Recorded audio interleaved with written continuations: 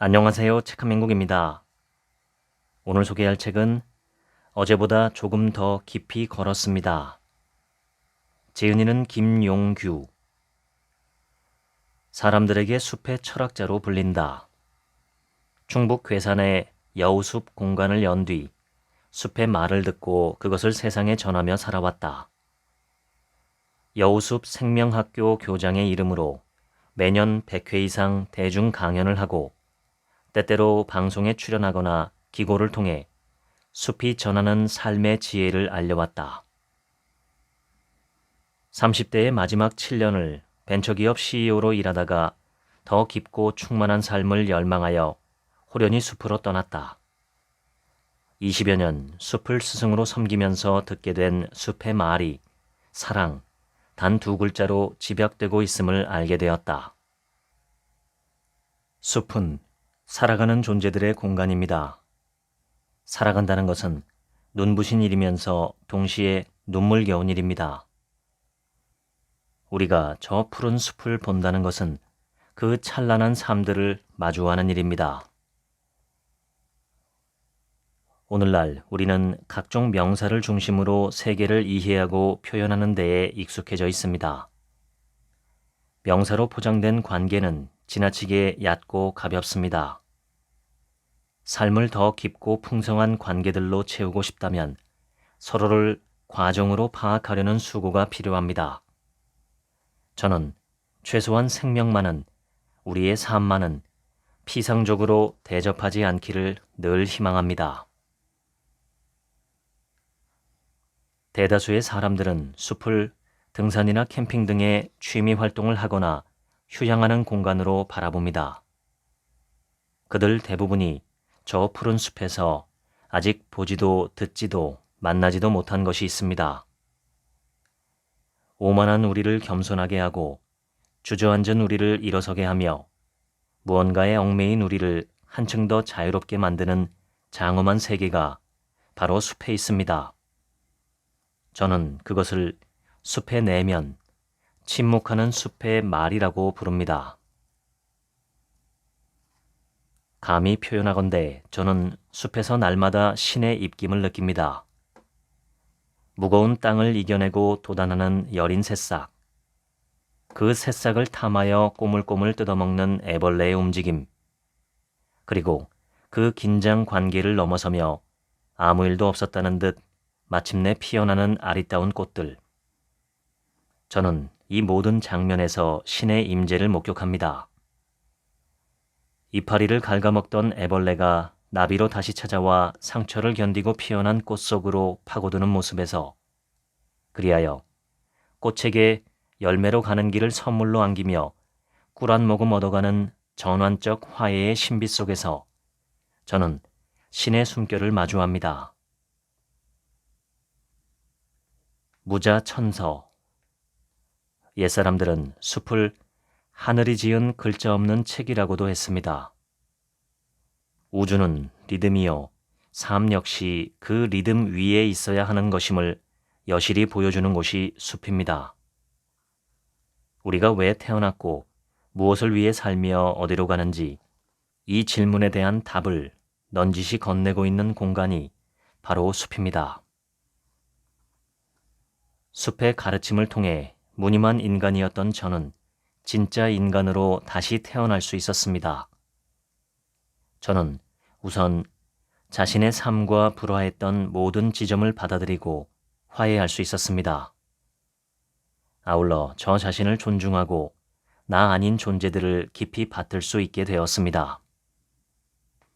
맞닥뜨린 가난 속에서도, 무시로 찾아오는 다채로운 곤경 속에서도 저는 저의 삶으로부터 떠나지 않게 되었습니다. 생명은 홀로이되 홀로일 수 없습니다. 그 어떠한 생명도 제 홀로 삶의 무늬를 그려갈 수는 없습니다. 우리는 반드시 낯 생명으로 바라보는 시선을 온 생명의 스케일로 확장해야 합니다. 처음엔 홀로 숲에 관한 책을 닥치는 대로 읽었고 몇 해 뒤에는 스승을 찾아 나섰습니다. 어느 순간부터는 생명에게 직접 묻기 시작했습니다. 너는 왜 저기가 아닌 여기에 있느냐? 어쩌자고 봄날의 따사로움을 저버리고 서리를 맞으며 피어나느냐? 눈 속에서 부처처럼 가부좌를 틀고 꽃을 피우는 너의 삶에는 도대체 어떤 사정이 있는 것이냐? 너는 왜 한쪽으로만 꽃을 피우느냐? 왜 속을 비운 그 가냘픈 줄기로 위태롭게 서서 삶을 지탱하고 있는 것이냐? 숲의 가장 높은 자리를 차지해야만 하는 내 특별한 사정은 무엇이냐? 반대로 왜 그렇게 세상 가장 낮은 자리에서 땅을 이불 삼은 빈대처럼 붙어 사느냐? 어떤 이들은 드문드문 떨어져 살면서 피고 지는데 너희들은 왜 꼭 때로 살며 함께 피고 함께 지느냐? 어쩌다가 날카로운 가시로 온몸을 둘렀고 또 무슨 사연으로 한 장의 잎만으로도 나를 독살할 수 있는 독을 품게 되었느냐? 다른 나무들의 줄기 색깔과 달리 너의 줄기는 왜 초록색이냐? 너의 꽃은 무엇 때문에 그리 오랜 시간 피고 지고 또 피고 지는 것이냐? 꽃이나 열매가 왜 그토록 붉어야 하느냐? 산다는 것은 무엇인지, 살아서 무엇을 하겠다는 것인지, 너와 나는 도대체 어디로 가는 것인지, 대답은 순서도 예고도 없이 돌아왔습니다. 즉시 답이 돌아오기도 했고, 여태 그 답을 주지 않은 존재도 있습니다. 숲의 생명들이 우리에게 전하는 지혜는 단 2가지 능력만 갖추면 족하리라 말합니다. 첫째는 저 스스로 삶을 감당하는 힘을 갖추는 것이고, 둘째는 사랑하며 살아갈 힘을 갖는 것입니다. 나무도 풀도, 이끼도 지으리도, 뱀도 지렁이도, 참새도 까치도, 들쥐도 올빼미도 모두 저 스스로 삶을 감당하며 살아갑니다. 삶을 감당한다는 것은 자신에게 닥쳐오는 크고 작은 문제들을 기꺼이 스스로 해결하고 넘어서는 것입니다. 제 삶의 주인이 되어 그 자리를 지킬 힘을 갖추는 것입니다.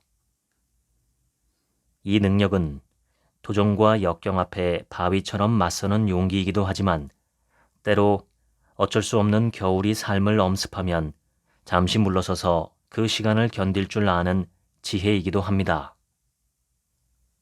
저 스스로 삶을 감당하는 힘은 온전한 삶을 위한 필요 조건입니다.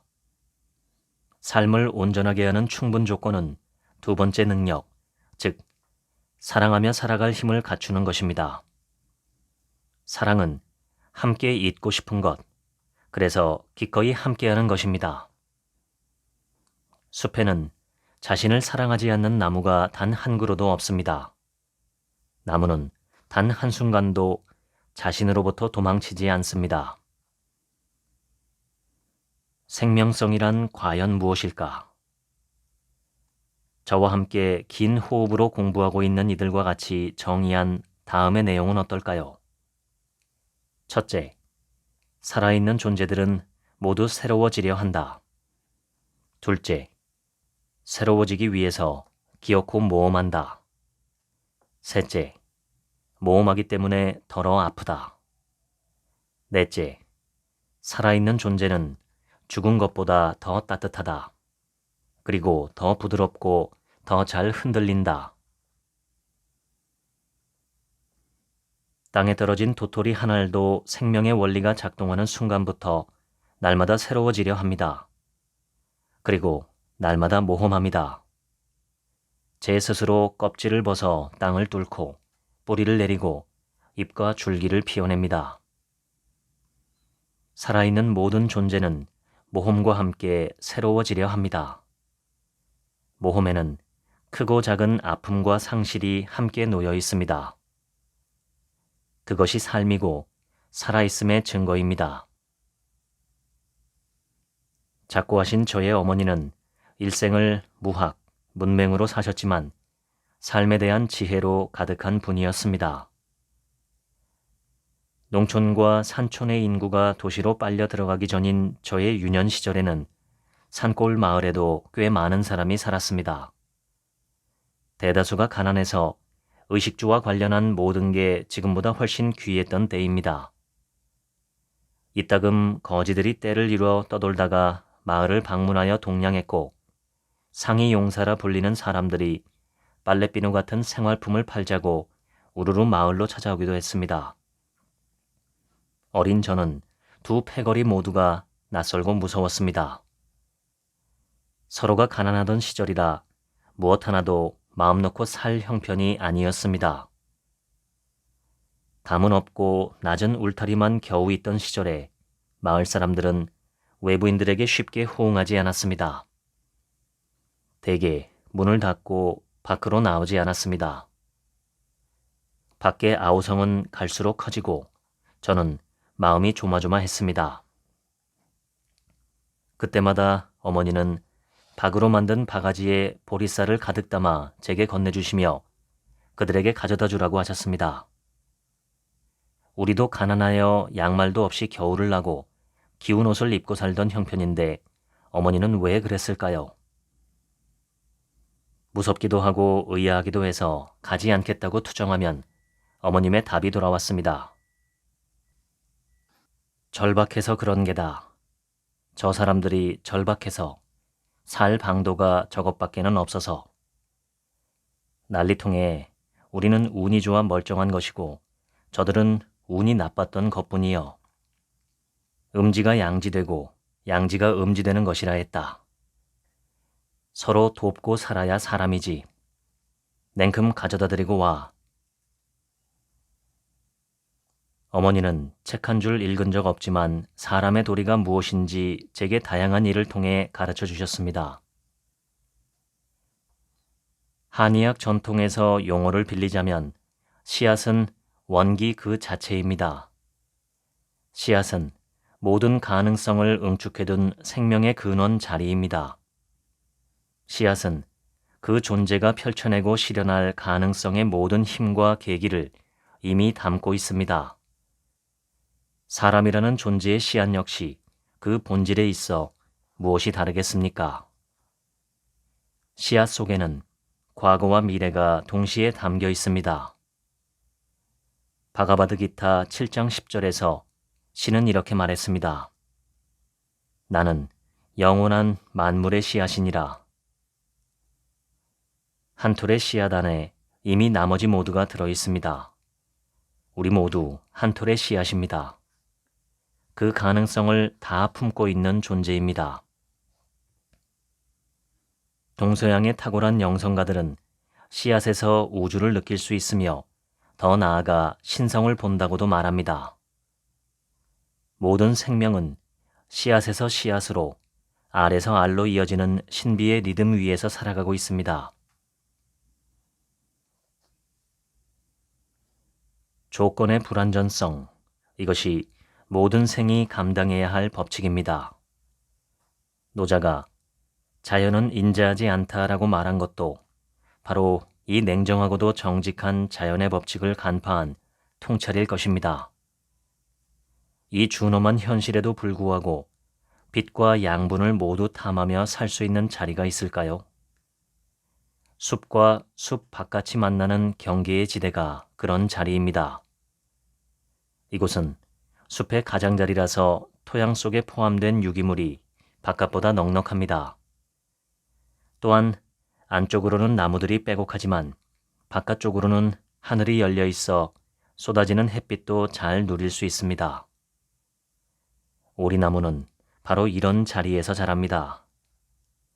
오리나무는 바람을 활용해 수정하는 풍매화입니다.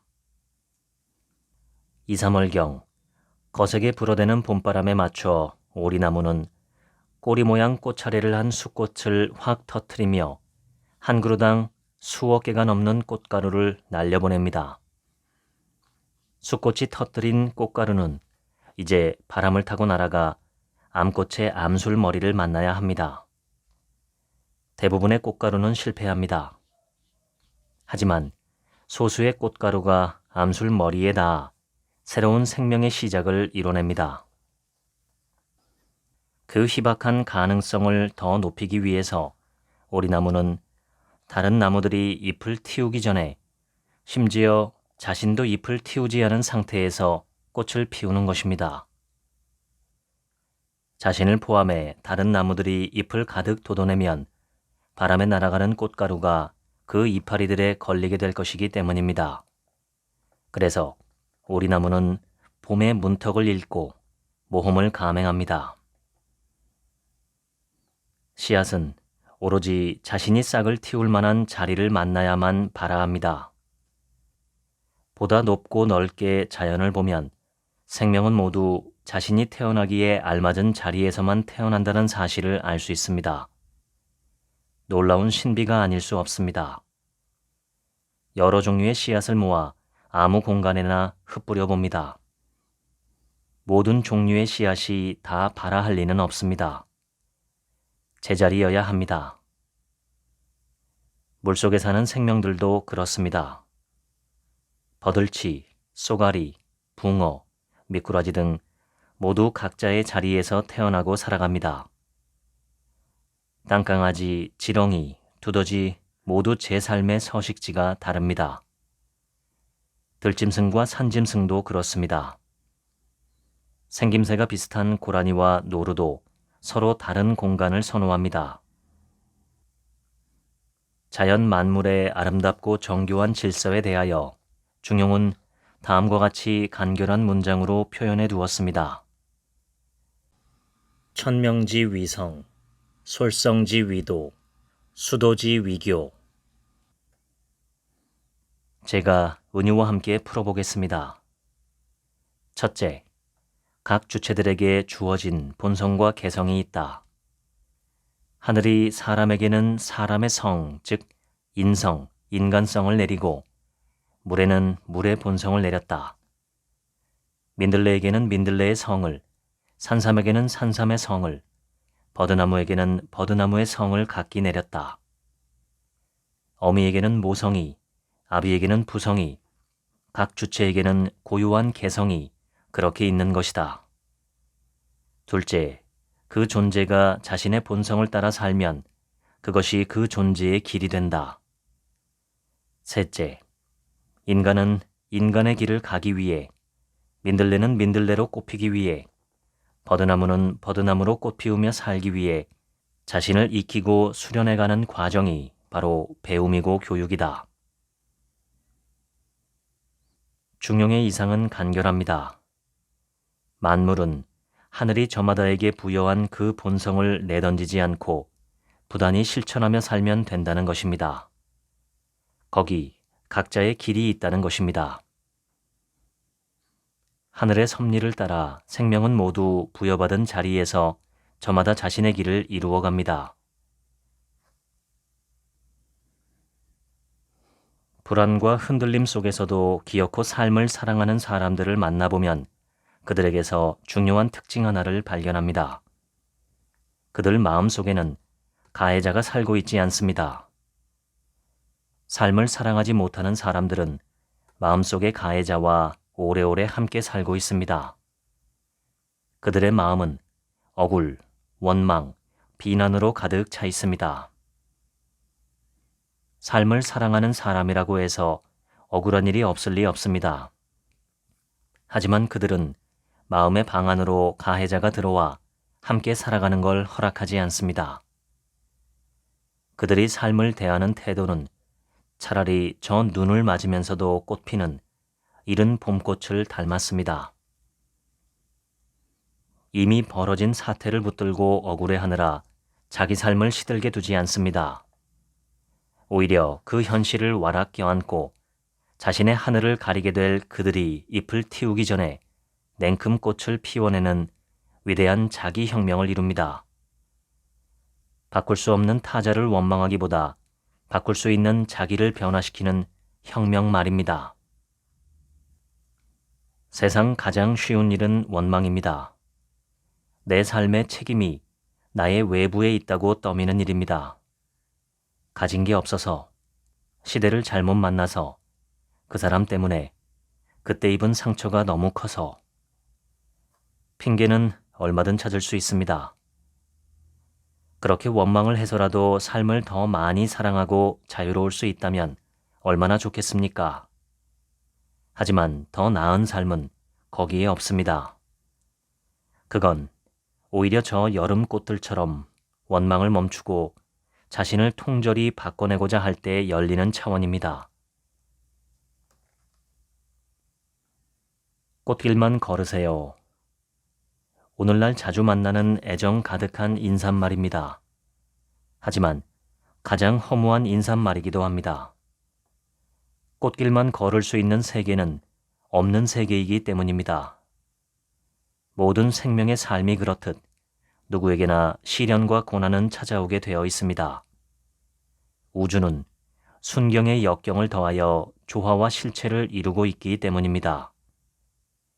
역경은 나이, 학벌, 재력, 교양 수준, 신체 조건 등과 아무 상관없이 찾아옵니다. 누구나 꽃길을 걷는 날이 있겠지만 단언컨대 꽃길만 걷는 인생은 없습니다. 그러니 오동나무처럼 역경을 다루며 살 수 있는 지혜를 길러야 합니다.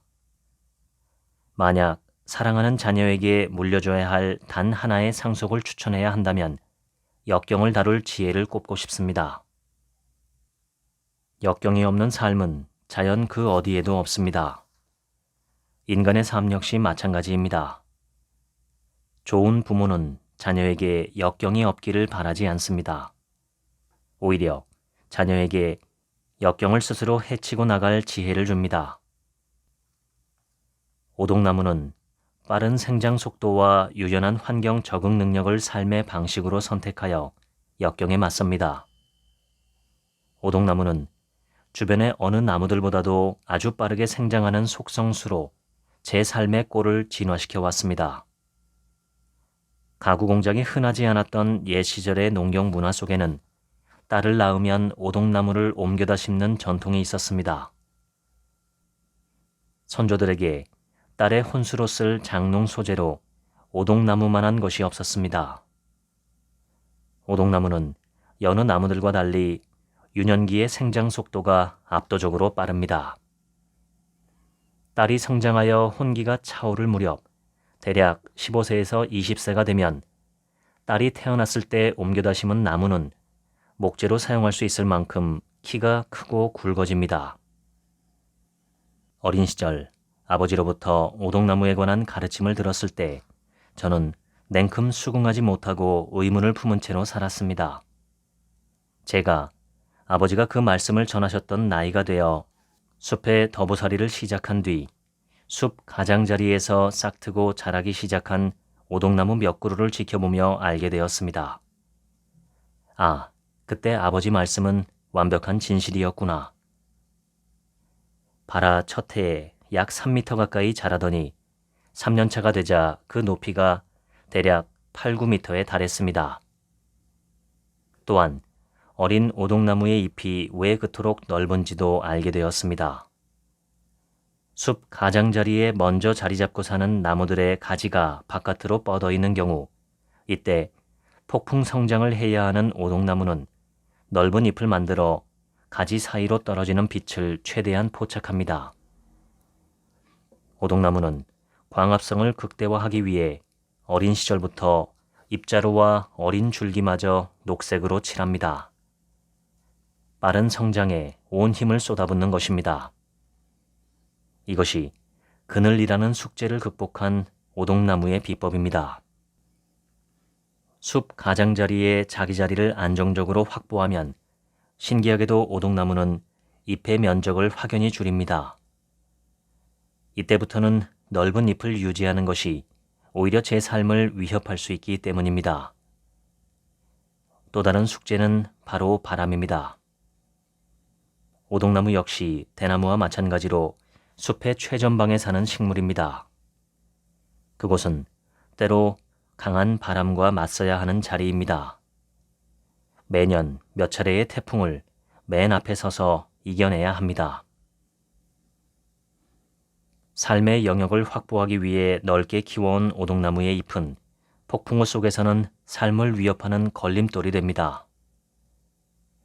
오동나무는 바람과 맞서야 하는 자리에서 제 속을 비우는 선택을 함으로써 자신의 세계를 구축하는 데에 성공했습니다.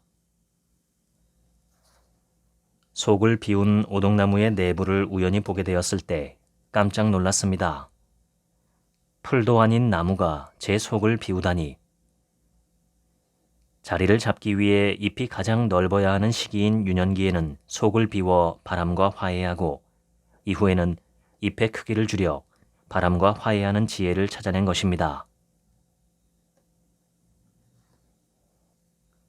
사방이 바다를 향해 열려있는 섬의 해안 절벽이나 솟구친 산맥의 높다란 능선 주변에 오독하니 서보십시오.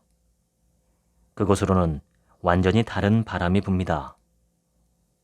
훨씬 세차고 때로 맹렬하고 지속적이며 편향적입니다. 우리나라 산맥의 능선부는 늙고 앙상합니다.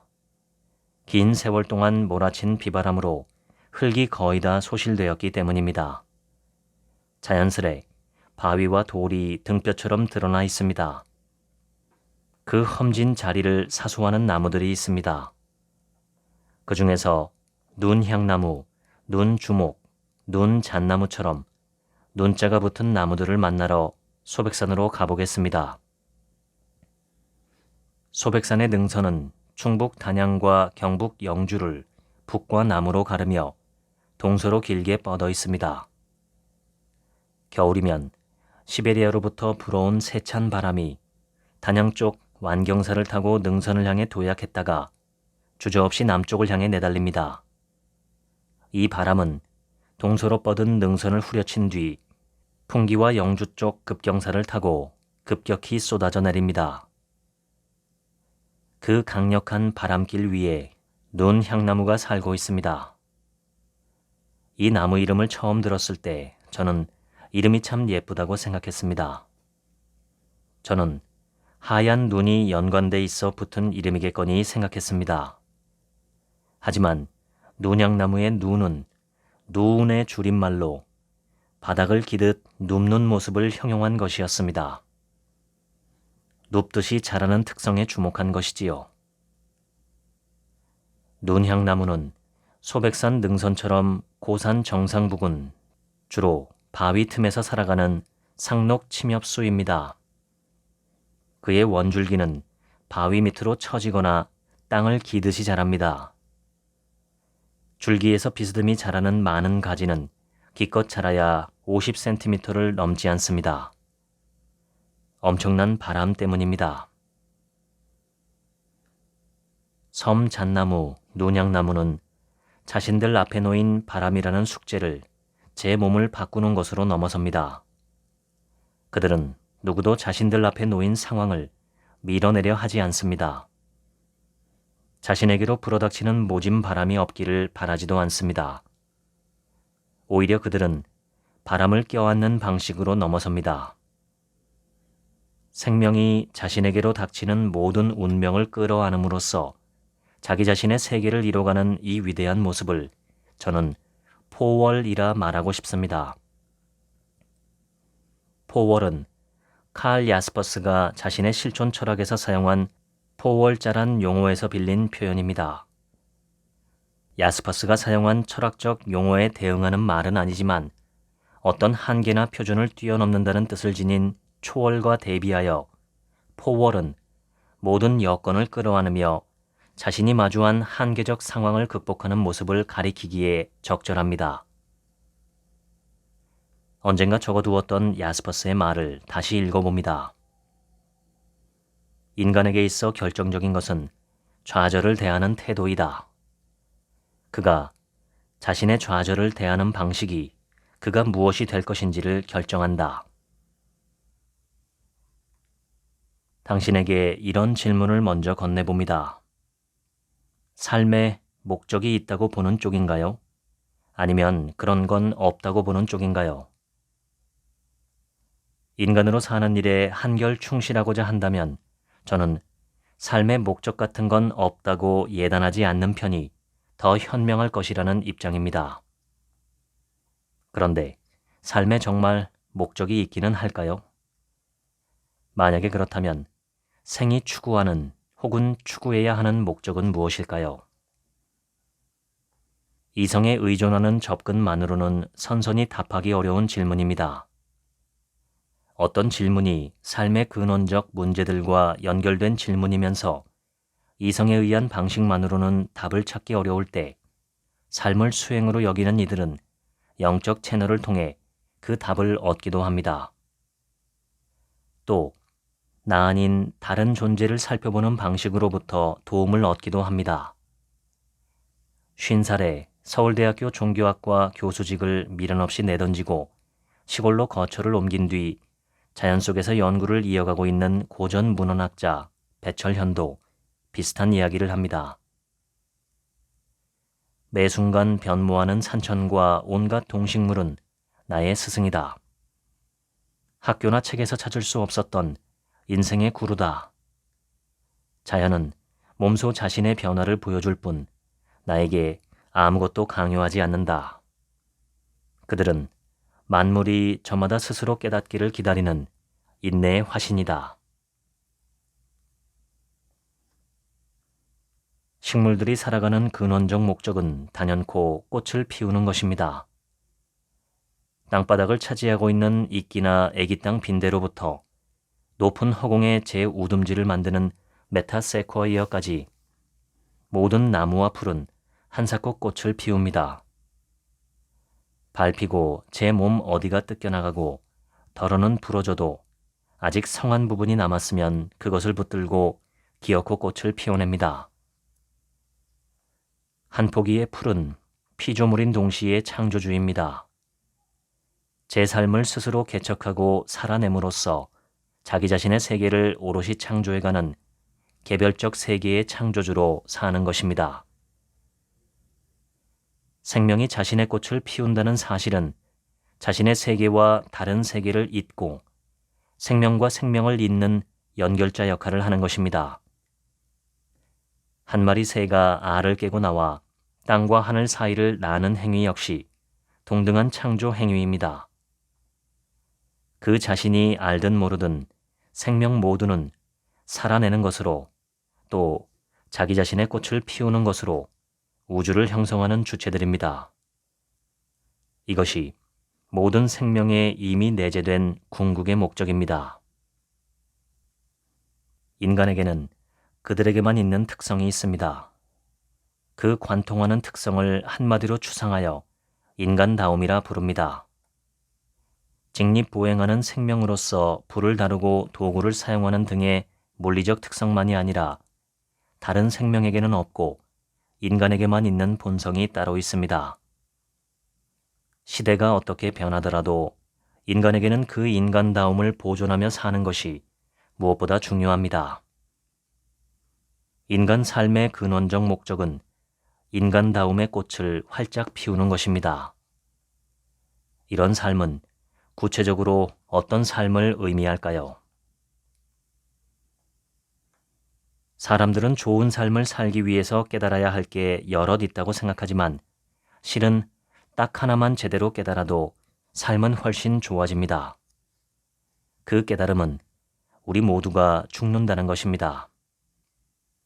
단순히 머리로 아는 게 아니라 진심으로 그것을 음미하고 받아들여 곁에 두는 깨달음이 있을 때 우리는 삶에 한층 더 온전하게 접근할 수 있습니다. 숲은 태어나고 각자의 행로를 살고 이윽고 죽음의 바다에 이르는 생명들의 춤사위로 가득합니다. 깊게 바라보고 부드럽게 매만져보고 눈을 감고 깊숙이 냄새 맡아보기를 권합니다. 관념으로서의 죽음 말고 죽음을 직접 맞이하게 될 자신에 대해 진지하게 생각해 본 적이 있나요? 우리가 죽으면 어떻게 될까요? 죽음으로써 모든 것이 딱 끝나고 영원히 소멸할 것이라 믿는 쪽인가요?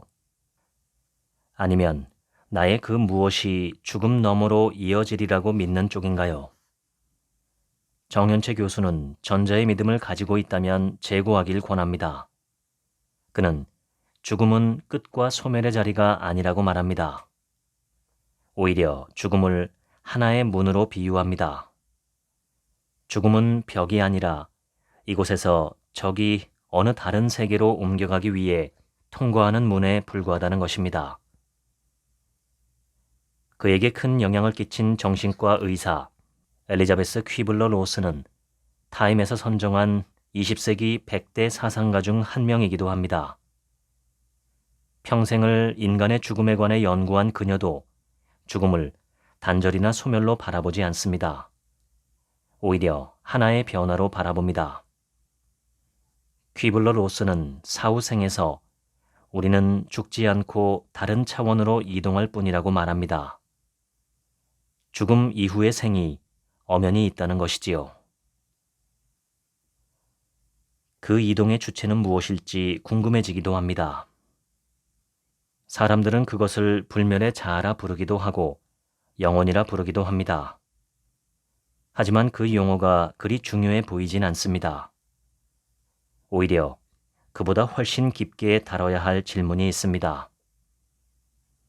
만일 현재의 과학이 품고 있는 한계 너머에 정말로 죽음의 문이 있고 그걸 통과한 뒤 새로운 차원으로 이동하게 되는 것이라면 그 차원에는 무엇이 기다리고 있을까요?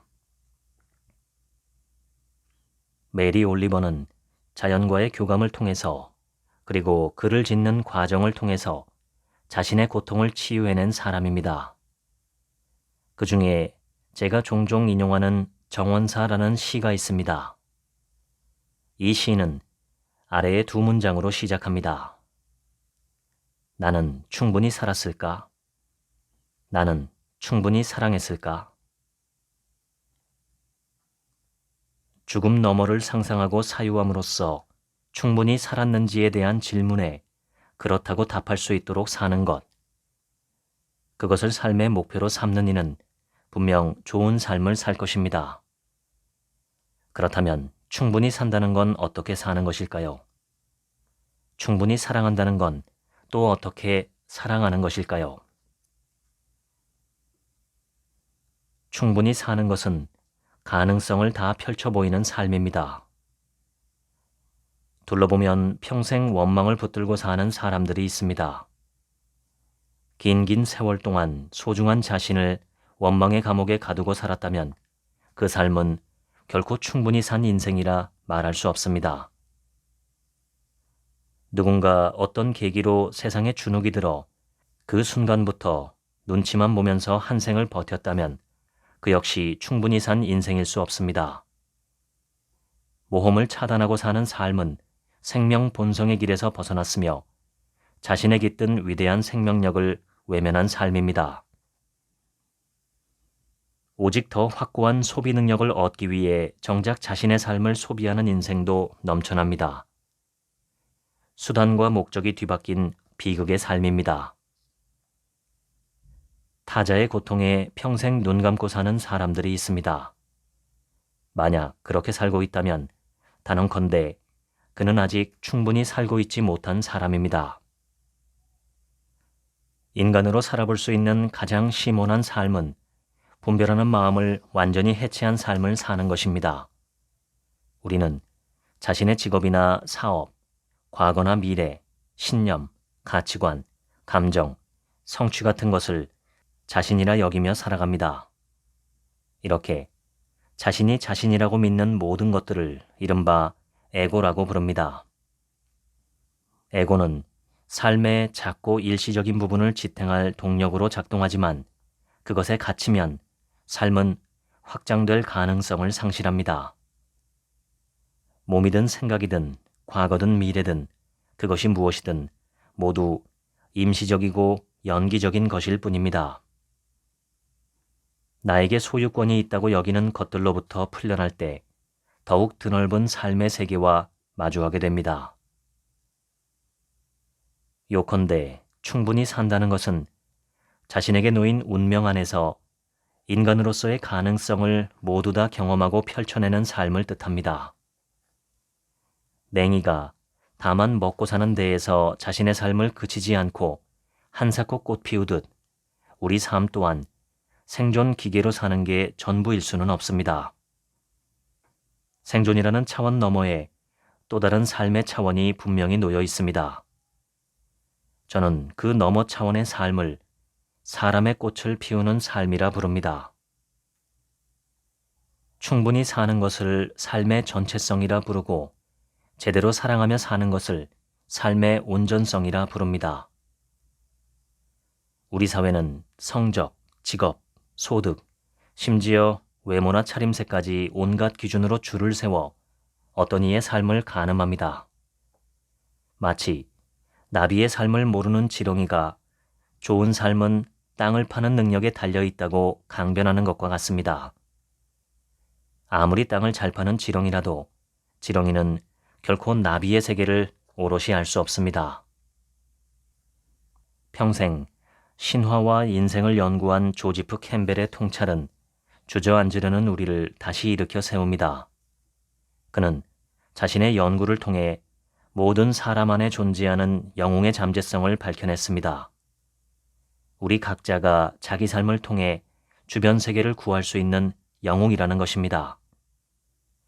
캠벨은 세계 신화 속에서 공통된 이야기 구조를 발견했습니다. 일상에서 부름을 받고 모험에 나서며 위기와 시련을 극복한 후 변화된 존재로 귀환해 세상을 치유하는 여정. 그는 이것을 영웅의 여정이라 불렀습니다.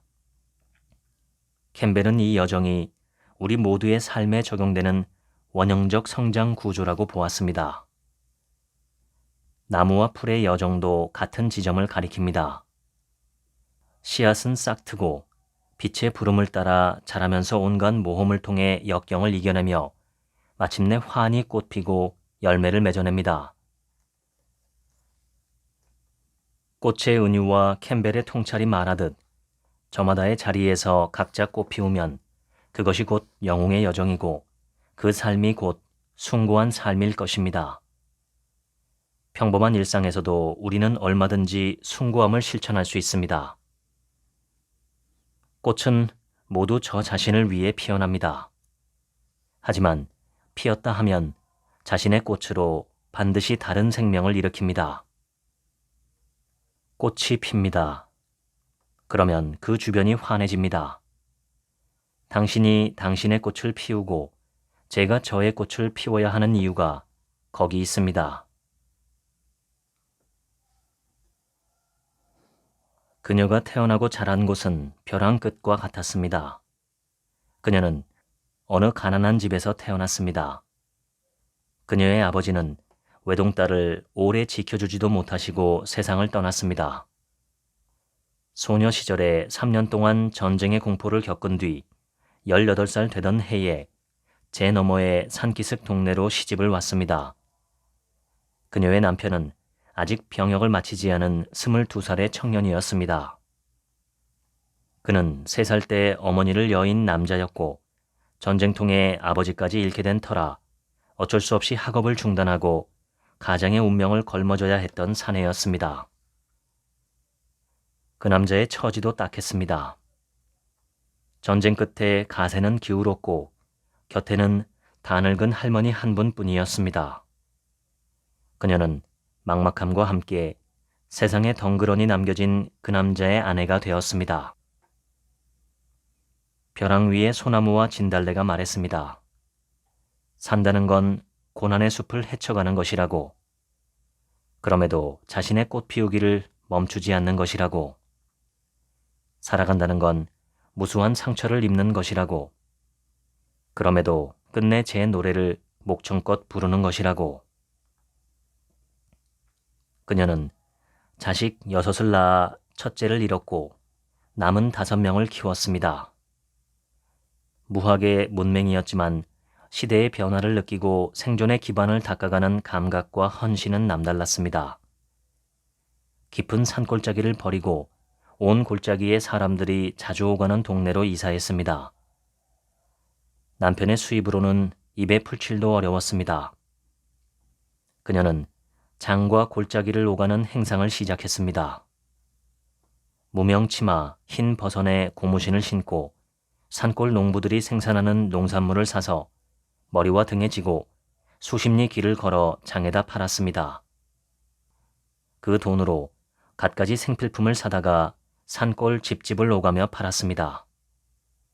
그렇게 몇 년 동안 발품을 팔아 모은 돈으로 신장로 옆에 집을 샀고 그 집을 뜯어고쳐 조그마한 가게를 열었습니다. 학교와 관공서 직원들을 대상으로 하숙을 쳤고 군중이 몰리는 행사가 열릴 때면 음식을 만들어 팔았습니다. 셋째 딸이 높은 데서 떨어지는 사고를 겪었는데 이후 정신 발달이 여느 아이들과 달라졌습니다. 그 사고로 예쁜 딸은 하루아침에 중증의 지적장애를 가지게 되었습니다. 학교도 당신의 딸을 거부했습니다. 어머니는 그 딸을 품고 사셨습니다. 그 딸이 혼기에 이르렀을 때 어머니는 가족회의를 열고 그녀를 시집 보내겠다고 발표했습니다. 형제들의 찬반이 있었지만 부모님의 강력한 의지 속에서 저의 누님은 결혼했습니다. 막내 매형은 장남이었습니다. 어머니는 사위의 늙은 부모님을 한 동네로 거처를 옮기게 한 뒤 며느리를 대신해서 그들을 모셨습니다. 두 분의 장례를 치른 사람도 몇 년 동안의 제사상을 차린 사람도 모두 어머니였습니다. 어머니는 셋째 딸이 아이 하나를 낳도록 하셨습니다. 그리고 그 마음 저린 손녀의 엄마가 되었습니다. 그 손녀는 대학에서 심리학과 사회복지학을 전공했습니다. 제 힘으로 대학원을 졸업해 교사가 되었습니다. 어머니는 몇 해 전 세상을 떠나셨습니다. 정년퇴직을 눈앞에 두고 갑자기 쓰러진 아버지를 20해가 넘도록 곁에서 지키다가 그를 먼저 보내시고 2해가 흐른 뒤에 가을이었습니다. 요 몇 달 병원에 계셨던 이유가 폐암 말기 때문이었다는 사실을 당신도 알게 된 다음 날이었습니다. 어머니는 강연을 마치고 돌아오는 제게 전화를 걸어 갑자기 유언을 남기셨습니다. 어떤 주저함도 망설임도 섭섭함도 없이 맑고 담담한 목소리였습니다. 아들아, 어미는 아무것도 피하지 않았고 도망치지도 않았다. 인생에 피하고 싶다고 피할 수 있는 것도 없고 도망치고 싶다고 도망칠 수 있는 것도 아니더라. 아들도 피하지 말고 살아라. 용기로 살아라. 다 껴안아 봐라. 그러면 당장은 고되더라도 답은 좋게 오더라. 벼랑 끝에서 태어나 그래도 꽃 피고 오라는 시험지를 받아든 삶이 어디 제 어머니만의 삶이었을까요? 먼저 핀 꽃들이 어떻게 꽃을 피울지 해답을 찾는 존재들에게 이릅니다. 사랑하라. 다만 사랑하라. 사랑이 무엇이냐 묻는 존재들에게 숲 생명들이 말합니다. 사랑은 와락 껴안는 것. 숲이 말합니다. 사랑은 우리가 태어나고 살고 죽어야 할 궁극의 집이라고. 어제보다 조금 더 깊이 걸었습니다. 읽어드렸습니다. 지금부터는 제 얘기입니다. 오늘 소개한 이 책은 저자가 숲의 생명들을 보면서 인생의 의미와 바람직한 삶의 태도에 대해 사유한 에세이입니다. 전작인 숲에게 길을 묻다도 좋았었는데 이 책은 그보다 더 깊은 통찰과 관조를 보여주고 있습니다. 저자의 사유의 성장이 느껴지는 책이었습니다. 숲은 우리 인류에게 오랫동안 고향이고 학교이며 일터였습니다. 도시 생활이 여러 가지 편리한 것들이 많지만 단 한 가지 결정적인 단점이 있다면 그것은 바로 자연과 유리된다는 점입니다. 자연과 분리된 삶은 건강하고 행복하기가 쉽지 않습니다. 엄밀히 말해서 우리는 자연 그 자체이기 때문에 그리고 세상 모든 것이 자연이기 때문에 딱딱한 인공물로 도시를 만들어 놓았다고 해도 그것을 자연과 분리되었다고 말할 수는 없습니다. 하지만 저자처럼 숲에 들어가 지내는 삶과는 비교할 수가 없겠죠. 오늘 소개한 이 책의 키워드를 3가지 꼽으라면 첫째는 생명, 둘째는 인생, 셋째는 사랑입니다. 소중한 생명들 사이에서 만물의 영장으로 진화한 인간이 어떤 인생을 살아야 할까요? 저자는 그저 사랑으로 돌아가라고 말합니다. 사랑은 모든 것을 극복하고 모든 것을 살리며 모든 것을 자기답게 만들어줍니다.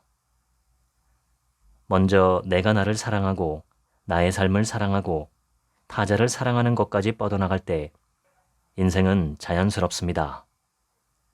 저자는 동양의 태극 사상을 바탕으로 인생의 빛과 그림자에 대해 말합니다. 낮과 밤이 자연스럽게 교차하듯이 인생의 밝은 순간과 어두운 순간 모두를 담담하게 수용하며 살아내는 삶이 하늘의 뜻에 부합하는 삶입니다. 진화론에서는 생명이 환경에 적응한다고 말합니다. 그러나 제가 배우는 명상에서는 생명은 환경에 적응하는 것이 아니라 환경을 극복하려 한다고 말합니다. 환경을 극복하고 자기 자신을 자기답게 꽃피우는 것, 그것이 바로 모든 생명의 길이라고 말하죠. 하지만 유독 인간만 자기다운 꽃을 피우기 어려워합니다. 여러 가지 이유가 있겠지만 가장 대표적인 것은 우리가 이성적인 존재이기 때문이 아닐까 생각합니다.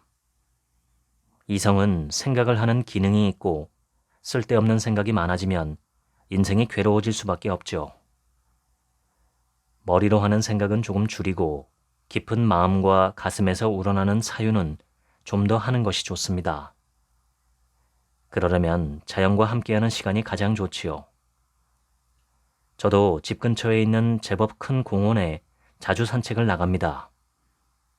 멀리서 들려오는 자동차 소리와 인공적으로 배치된 식물들이 아쉽지만 그래도 녹색 식물들 사이를 걷는 것만으로도 마음이 안정됩니다. 우리가 각자의 꽃을 피우지 못하는 두 번째 이유는 아마도 욕심 때문이겠죠. 너무 많은 걸 움켜쥐려 하기 때문입니다.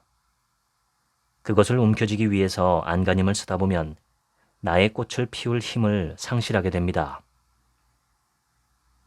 자연이 알려주는 인생의 의미와 살아가는 방법에 대해 궁금하신 분은 이 책 꼭 한번 읽어보시기를 추천합니다. 오늘 이 책을 읽으면서 새삼 자연이 사무치게 그립습니다. 지금까지 책 한 민국의 하루치 생각이었습니다. 들어주셔서 감사합니다.